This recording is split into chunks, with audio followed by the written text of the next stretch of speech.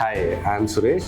I'm from IFLS Financial Services Private Limited. We have tie-up with 63 plus banks as well as NBFCs. As of now, why IFLS is required? As of now, we do all type of loans across the markets. Let us take personal loans, business loans, home loans, mortgage loans, working capital, or like all these loans will be taken care by us. So, మనము market లో why IFLS కి రావాలి? Normal గా customer bank కే direct గా వెళ్ళొచ్చు కదా, ఈ కంపెనీకి ఎందుకు అప్రోచ్ అవ్వాలి? So 63 plus banks as well as NBFCs ఒకే అంబ్రెల్లా కింద ఉండడమే కాకుండా సో రకరకాల ప్రోడక్ట్స్ దగ్గర ఒక 15 నుంచి 20 ప్రోడక్ట్స్ ని మనం డైరెక్ట్ గా డీల్ చేస్తున్నాం. సో ఆ 20 ప్రోడక్ట్స్ లో లేటెస్ట్ టేక్ ఒక పర్సనల్ లోన్ మీకు ఒక ఆఫర్ ఇచ్చాం. ఆ ఆఫర్ ని మార్కెట్ మొత్తం విచారించుకొని ఇది బెటర్ అనుకుంటే తిరిగి రావచ్చు. లేటెస్ట్ టేక్ హోమ్ లోన్ ఒక ఆఫర్ ఇచ్చాం, ఇది మార్కెట్ కన్నా బెటర్. సో బెటర్ ఎలా కంపేర్ చేస్తాం? సో ఏదైనా ఒక లోన్ అమౌంట్ ఎంత అప్రూవల్ అయింది, రేట్ ఆఫ్ ఇంట్రెస్ట్ ఎంత ఉంది, మార్కెట్ లో టెన్యూర్ ఎంత దొరుకుతుంది, ఈఎంఐ ఎంత దొరుకుతుంది, అలా కంపేర్ చేసుకుంటే